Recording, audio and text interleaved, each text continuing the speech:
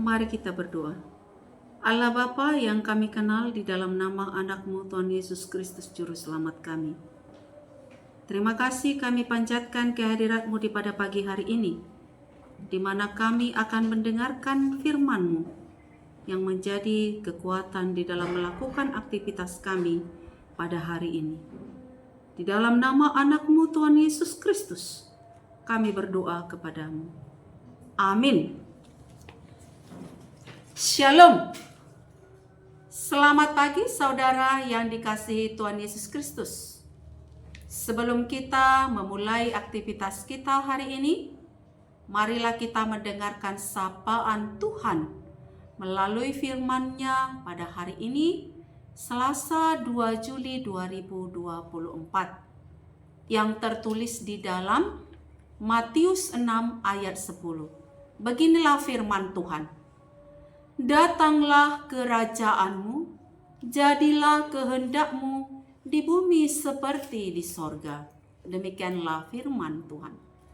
Saudara yang terkasih, hal berdoa yang tertulis di dalam Injil Matius 6 ayat 5 sampai dengan 15 merupakan doa yang Yesus ajarkan kepada murid-Nya dengan tujuan agar murid-murid tahu bagaimana berdoa yang berkenan kepada Tuhan. Bila kita perhatikan, doa tersebut singkat saja. Tuhan tidak ingin sekedar menghafalnya, melainkan mengerti isi doa itu secara keseluruhan. Banyak hal dalam doa itu yang kita bisa pelajari untuk kehidupan kita. Salah satunya tentang kerajaan Allah. Saudara yang terkasih, Tuhan Yesus memberitahukan bahwa kerajaan Allah datang tanpa tanda-tanda lahiriah. Dan kerajaan Allah ada di antara kita.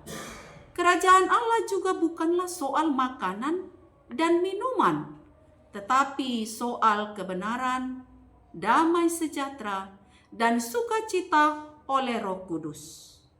Kebenaran harus ada dalam kehidupan kita supaya kita bisa menjadi tanah yang baik, yang mengeluarkan buah.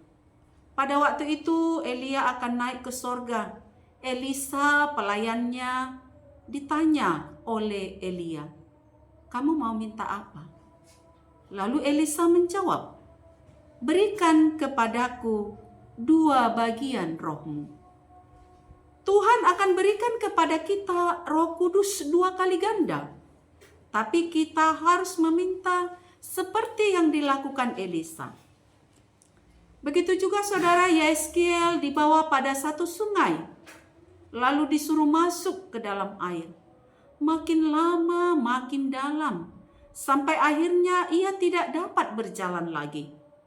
Demikian Tuhan akan penuhkan kita dengan Roh Kudus.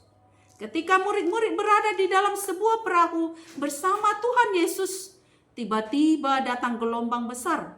Mereka bingung mengatasinya, sedangkan Yesus dibiarkan tertidur.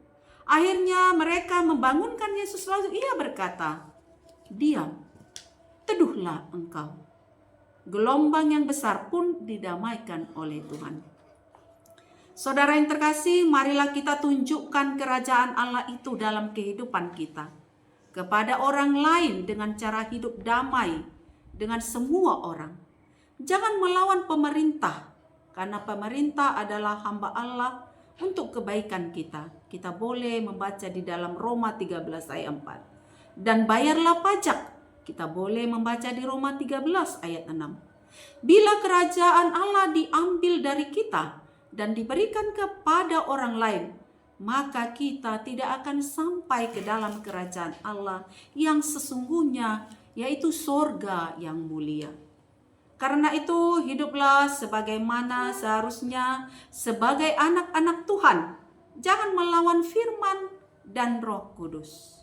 Hiduplah dengan setia dan takut akan Tuhan sehingga kita bisa berkata, "Tuhan, kerajaan-Mu ada di dalam hidupku." Demikianlah sapaan firman Tuhan. Kiranya Tuhan memberkati aktivitas kita hari ini. Tuhan memberkati. Amin.